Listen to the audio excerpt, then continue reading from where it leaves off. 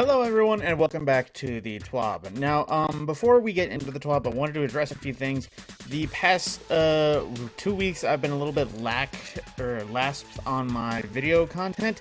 Mainly last Tuesday it was because an error happened in my recording, didn't record a bunch of audio, so I just kind of said no, I just went on with my day. But then I actually attended a funeral over the weekend. I was out of country and stayed an extra day or two.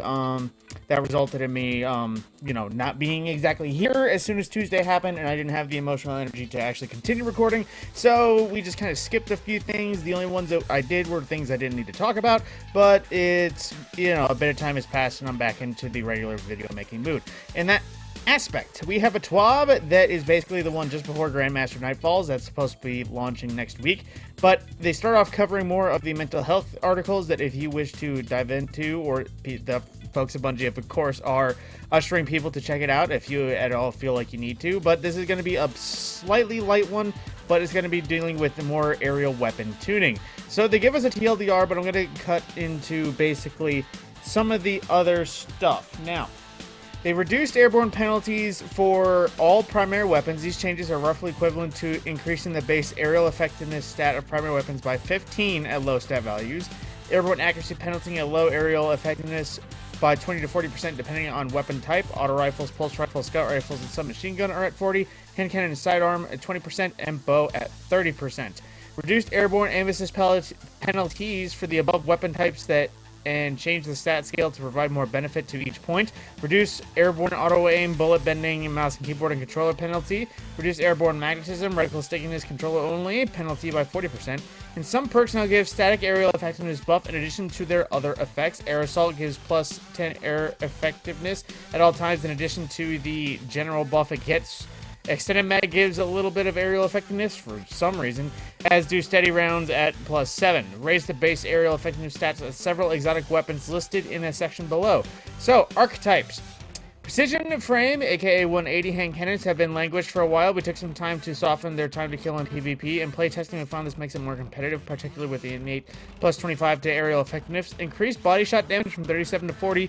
Crit moves from 57 to 60. Can now kill in 2 crit 2 body against Guardians. Kills in 1.33 seconds in body shots.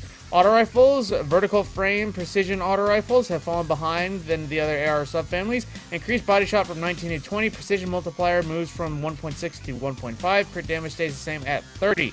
So, a little bit of forgiveness buff there. Scout rifles. We don't want scout rifles becoming too effective. We generally don't want long range weapons to compete with short range weapons for ease of use or time to kill. So, they basically adjusted 2 subfamilies, the slower ones. Precision, 180 Scouts, increased body shot damage from 34 to 38. Crit moves from 54.4 to 60.8. Can kill in 2 crits, 2 bodies against 197 health, HP, and shields, or lower kills in 1.33 seconds, and body shots against 190 HP or lower. 1.67 against higher resiliences. Higher impact frames, 160. Increased body shot damage from 38 to 42. Crit moves from 66.9 to 73.5. Can 2 crit 1 body against 189 HP or lower. Kills in 1.6 seconds in body shots. Shotgun pellets. Pellet shotguns feel like they can use some PvE love. In result, the pellet shotgun PvE damage bonus from 10% to 25%. Now, linear fusion rifles. The flinch on linear fusion rifles was fairly effective, but since it was global, it hurt their usability in PvE, reverted the PvE change. Now it is only a PvP change to the linear fusion rifles regarding their flinch. Glaives, when scavenger mods were disabled in PvP, glaives were no longer able to get enough ammo for a kill for a single brick. The issue has been corrected. Increased ammo per special brick from 1 to 2. Damage scalers on trace rifles, killing tally, agriceptors in Will Given 4 mode, Ariana's Vow, and Fighting Lion were not functionally as intended.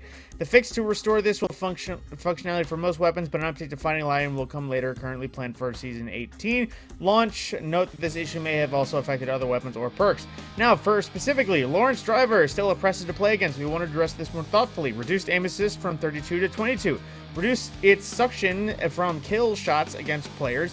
And remove the universal 2x flinch nerf from the previous change. Since we've changed flinch for all linear fusion rifles, this change also applies to Arbalest. Gallowhorn is of course much too dominant, so what they made for its change. Primary rocket no longer has proximity detonation in PvP activities and Gambit, and Wolfpack rounds now deal half damage to players. Specifically, that is not PvE change by any manner. The last word has, of course, been its abuse of self on controller. So what they did is they reduced hip fire precision aim angle by 50%. Precision aim angle now dictates how far off of the head you can be aimed and still have aim assist granted for a critical hit instead of a body shot. Reduced damage and aim assist fall off by 3 meters. So, yeah. Forerunner got attuned because of the way it was working, so they basically increased ammo brick per special from 3 to 4, so it can actually kill people in 1 brick. Reduced ammo per special brick max to 16 in PvE, so it got a little less ammo in PvE, but got more in PvP, because I think it was always getting the same thing. Same with Ariana's Vow, its brick now drops 2 ammo for every special ammo brick, so it can actually, you know, get a kill. And they adjusted some exotics for airborne effectiveness, including Suros Regime, Whisper of the Worm, Monte Carlo, and Forerunner. They all got slight buffs in their aerial effectiveness that doesn't go higher than the 30s, but doesn't go lower than the 27s. So that being said, that is pretty much all the tuning they're doing for weaponry right now, and that is about what we're getting to. So as well, they of course tell us some prime drops, only 3 this time, a shell, a sparrow, and a exotic emote, but you know, that's about it. They of course cover more of the Pride events that they're covering as usual, and of course an emblem for Pride Month if you wish to undo. But of course, Grandmasters, the time has come, but they adjusted Grandmasters so that in case you disconnect you or get error coded out of a non-match made nightfall, basically anything that doesn't have matchmaking, you can now rejoin after logging back in. You won't be able to change builds or equipment, so don't think that disconnecting and coming back to change weapons will work. It's still equipment locked the whole way through. Now, of course, there is issues as to how they fixed it. Now, the GCX charity emblem distribution. Earlier this week, emblems rewards were distributed to players who donated to GCX St. Jude charity celebration. Players who donated can locate the emblems under collections, flare, and general. Now, some known issues. Investigator Gumshoe rare armor sets are incorrectly appearing as available to unlock for armor synthesis when not yet acquired in collections. Arc Siphon does not successfully count as an arc mod for activating secondary perks on Arc Charge or light mods. Dialogue for Nessus patrols may not successfully play on patrol activation. Rahul displays incorrect error messages when players attempt to acquire certain items with a full inventory. Players who haven't picked up their Prime gaming items for Amanda Holiday inventories for several drops can't view her inventory anymore, because they just didn't. For a full list of emergent issues, of course, check the Known Issues article and should report any issues to the help forum.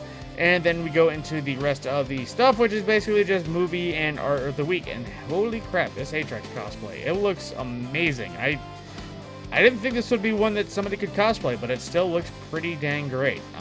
Props to you, my guy. And with that, that is pretty much everything. Let's see. Too far. That's cute.